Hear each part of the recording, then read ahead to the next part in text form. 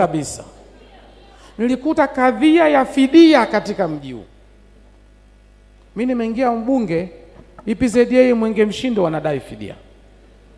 Airport pale kwa Jumbe Idi wanadai fidia. Huku Mletele huku bonde la mto Luila wanadai fidia. Ikaibuka fidia nyingine pale Pambazuko tunapojiunga chuo wanadai fidia. Upanuzi wa barabara ya kutoka Songea kwenda Makambako watu walikuwa wanadai fidia. Fidia hizo zote nimezilipa.